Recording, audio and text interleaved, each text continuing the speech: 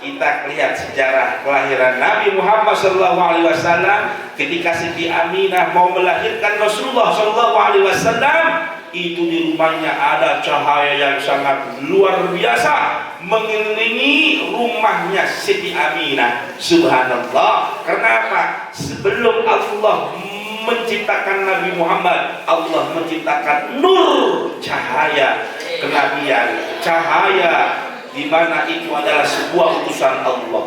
Bahkan Siti Aminah sebelum melahirkan itu ada impenan dulu. Ada Siti Aminah itu pernah bermimpi. Gimana mimpinya? Wahai Siti Aminah, akan ada utusan kami, kata Allah Subhanahu wa taala dalam mimpinya Siti Aminah.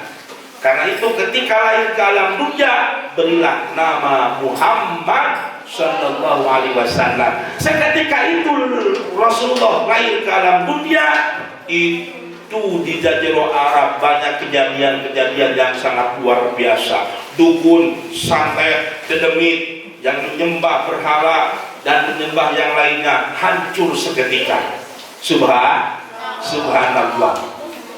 Yang jelas seketika Nabi Muhammad lahir ke alam dunia, seantero jagat raya di Mekah itu bercahaya yang sangat luar biasa, sampai makhluk-makhluk Allah itu kaget sekali. Ya Allah, cahaya apa ini? Cahaya apa ini yang menerangi dunia ini? Subhanallah. Ternyata itu adalah datang utusan Allah Subhanahu wa ta'ala. Dan seketika Nabi Muhammad lahir, itu dalam keadaan tangan menempel ke tanah, kemudian kepala menadah ke langit. Subhanallah. Bayangkan adik-adik, Rasul lahir ke alam dunia, itu tangannya sudah menempel ke tanah, ke bumi. Kemudian kepalanya sudah menadah ke atas, ke langit. Itu ciri apa? Ciri bahwa Nabi Muhammad itu adalah utusan Allah. Ciri Nabi Muhammad sebagai tanda yang dirahmati oleh Allah Subhanahu wa ta'ala. Wa ma arsalnaka illa rahmatan lil alamin. Dan tidaklah kami mengutus kamu Muhammad kecuali untuk yaitu seluruh alam, untuk utusan seluruh alam semesta ini. Bapak Ibu hadirin rahimakumullah dan anak-anakku yang Bapak cintai. Kemudian yang kedua, datanglah firman Allah Subhanahu wa taala, di mana di antara perintah Allah Subhanahu wa taala kepada kita adalah bagaimana kita diperintah sebagai umatnya Nabi Muhammad untuk mengikuti Nabi Muhammad sallallahu alaihi wasallam. Yang tadi oleh peserta Cherry, ya, tahu Cherry? Oh, Cherry ya, bukan Cherry. Cherry ya. Dengan sabar, dengan tawakal, jujur, tapi dia dalam hatinya bohong, ya, seperti itu. Makanya kita harus mengikuti Nabi Muhammad SAW. Sudah jelas, laqad kana lakum fi rasulillahi uswatun hasanah liman kana yarjullaha wal yawmal akhir wa dzakarallaha katsira. Surat apa itu? Ayo, surat apa itu? Al-Qur'an. Al-Ahzab ayat 21 ya. Jangan disukan, Bapak juga itu pernah menjuarai lomba MTQ tingkat nasional. Alhamdulillah ya. Dari mulai SD, SMP, kemudian SMA, kemudian ke kuliah sarjana, itu juara pertama bertahan. Alhamdulillah. Tapi yang kemarin juara nasional itu saya juara ke-1. Kebetulan juara 2, juara 3 itu pada sakit semuanya. Ya. Yang juara kedua itu batuk pilek. serak, jauh soraan, gitu suara seperti itu ya. Alhamdulillah. Laqad kana lakum fi Rasulillahi uswatun hasanah. Yakinlah nyata terbukti bahwa di dalam surita, di dalam diri Rasulullah Shallallahu Alaihi Wasallam itu terdapat yaitu suri tauladan yang baik. Maka kita sebagai umat Nabi Muhammad harus bisa mencontoh yaitu bagaimana sikap dan kepribadian Nabi Muhammad Shallallahu Alaihi Wasallam.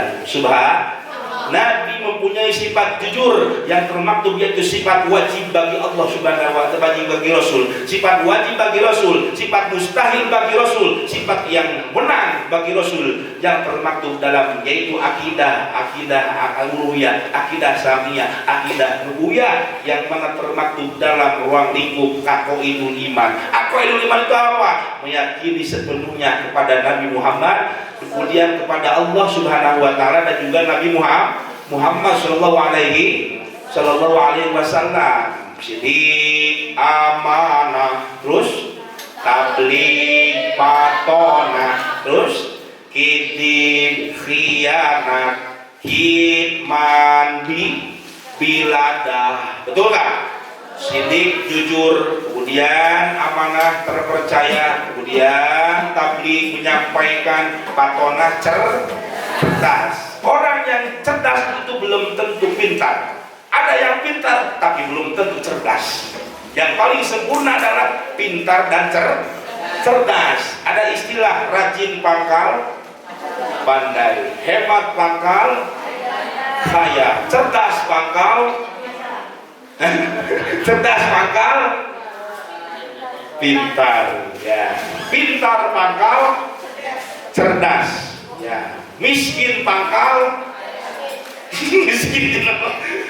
miskin pangkal bodoh pangkal bolohong.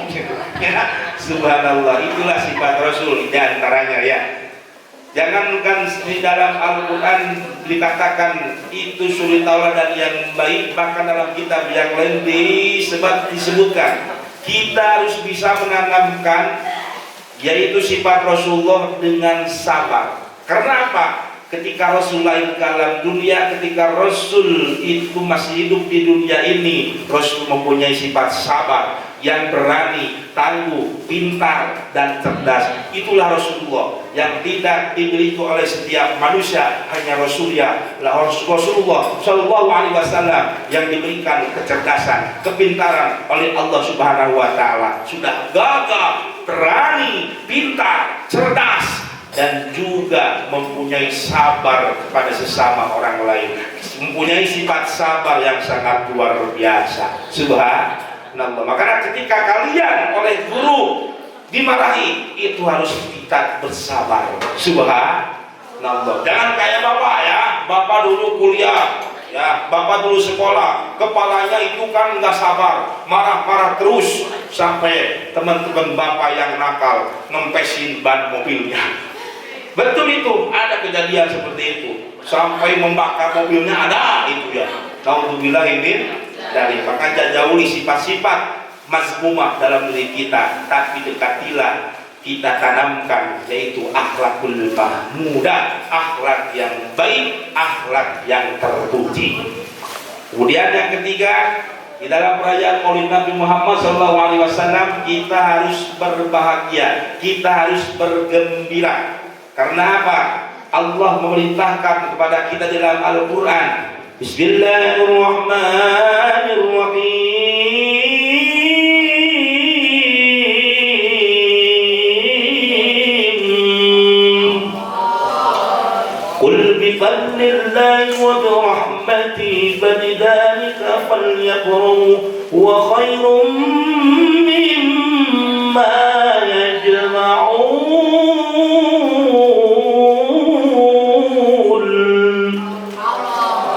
Lagu apakah itu? Ayo, ada yang tahu lagu apa itu? Nah, tebak. Sika Bayati Ros. Salah. Sika, betul ya, Sika. Khairum mimma yajma'un.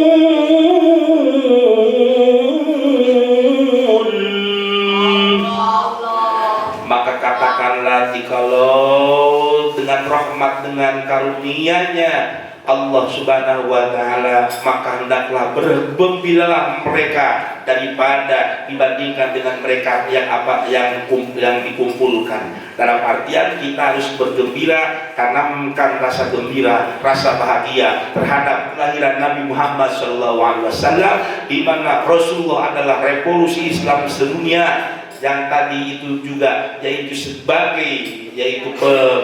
utusan Allah sebagai rahmat seluruh alam, dan kita menunggu, kalau kita menanti-nanti dan kita mengharapkan syafaat Nabi Muhammad Shallallahu Alaihi Wasallam. Nah itu hadirin rahimakumullah. Nah, untuk meneladani mengikuti beliau Nabi Muhammad Shallallahu Alaihi Wasallam dalam kehidupan, maka kita harus benar-benar saling mengingatkan.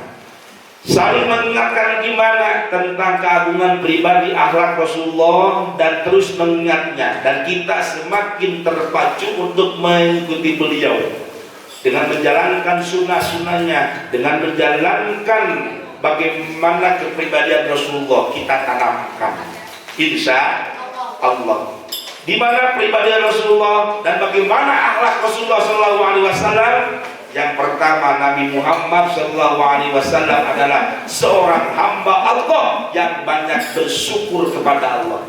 Kalian pernahkah diberi nikmat oleh Allah kemudian bersyukur? Jujur, pernah tidak?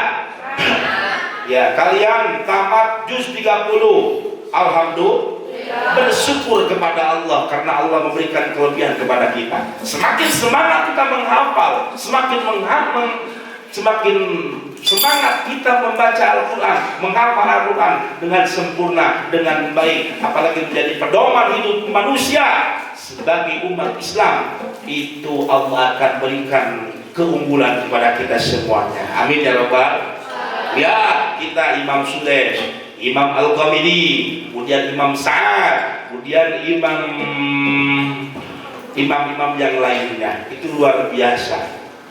Ada Imam Syekh Sudes. Pengen tahu contohnya? Ada yang tahu Imam Sudes, Imam Mekah? Bismillahirrahmanirrahim.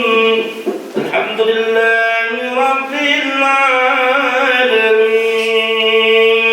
Ar-Rahmanir Rahim. Maliki yaumiddin. Iyyaka na'budu wa iyyaka nasta'in. Ihdinas siratal mustaqim. Siratal ladzina an'amta 'alaihim ghairil maghdubi 'alaihim waladdallin.